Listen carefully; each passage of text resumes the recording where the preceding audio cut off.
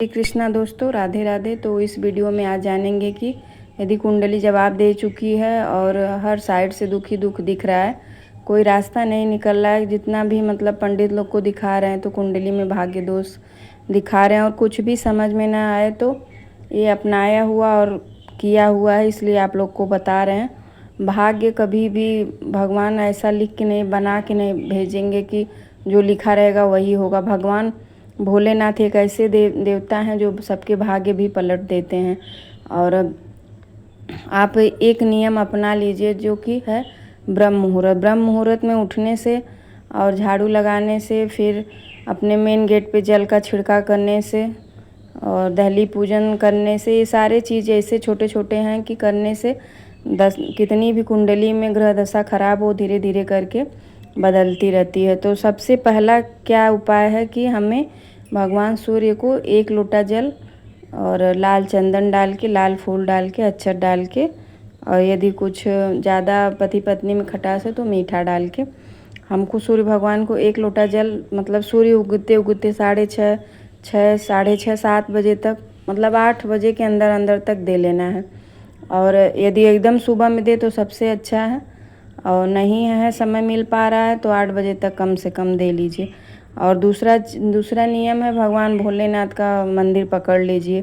भगवान भोलेनाथ के मंदिर में 1 लोटा जल, उसमें लाल चंदन, काला तिल और गुलाब जल या इत्र जो भी आपको मिले, कई कमलगट्टा डाल के भगवान भोलेनाथ के ऊपर 1 लोटा जल चढ़ाना प्रारंभ कर दीजिए। और आप पीपल पूजा प्रारंभ कर दीजिए। जब बहुत ज़्यादा घोर गरीबी का मतलब उद्धार करने वाला ये पीपल वृक्ष है, तो हमें शनिवार गुरुवार तो जल देना ही है, लेकिन यदि बहुत ज़्यादा समस्या तो आप डेली दीजिए। बस बुधवार और रविवार को पीपल में जल नहीं देंगे, बाकी और सारे दिनों आप दे सकते हैं। भगवान नारायण का और माता लक्ष्मी का इसमें वास होता है, तो इसलिए कहा जाता है पीपल वृक्ष बहुत ही अच्छा होता है। यदि धन की समस्या से जूझ रहे हैं या कोई काम बन ही नहीं रहा, सारे काम दिख रहा है कि ख़राब ही होता जा रहा है, तो भगवान का मंदिर पकड़ लीजिए, भोलेनाथ के मंदिर की सफाई कर दीजिए थोड़ा बहुत, और 1 लोटा जल काला तिल डाल के लगातार आप 3 महीने तक ये काला तिल डाल के लगातार जल भगवान भोलेनाथ पे गिराइए। तो आपके घर की कैसी भी ग्रह दशा खराब होगी, पितृ दोष है या राहु का मतलब कुछ भी दिक्कत है, तो भगवान भोलेनाथ समाप्त कर देते हैं।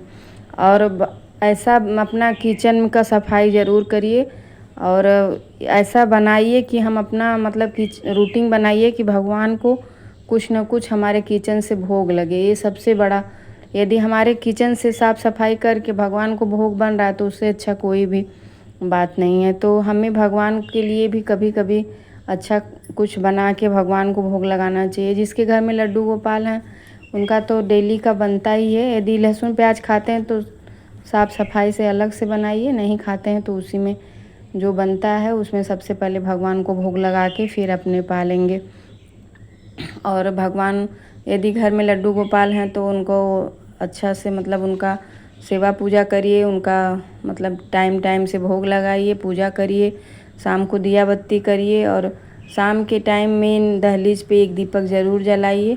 ये छोटी छोटी चीज़ हमारे घर में ही करने से हमारे सारे ग्रह दोष ख़त्म होते हैं। बहुत लोग का ज़्यादा दिक्कत रहता है तो थोड़ा कुछ दिन समय लगता है, और बहुत लोग का ठीक रहता है तो कुछ ही दिन में अच्छा हो जाता है।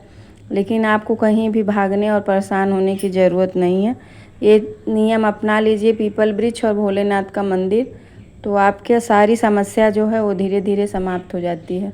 और जो भी नाम आपको प्रिय हो वो मंत्र माला करिए आप। जैसे राधा नाम प्रिय है, राम है, भगवान भोलेनाथ का है, सांब सदा शिव जपिए।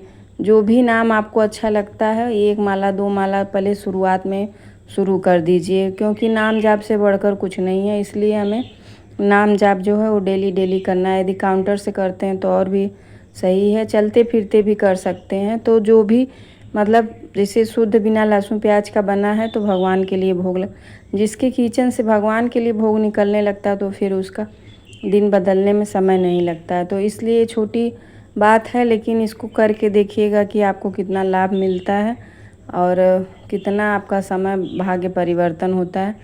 भगवान नारायण जिस घर में बैठ जाए साक्षात लक्ष्मी की कृपा तो वहाँ बरसना ही है। जय श्री कृष्णा, राधे राधे।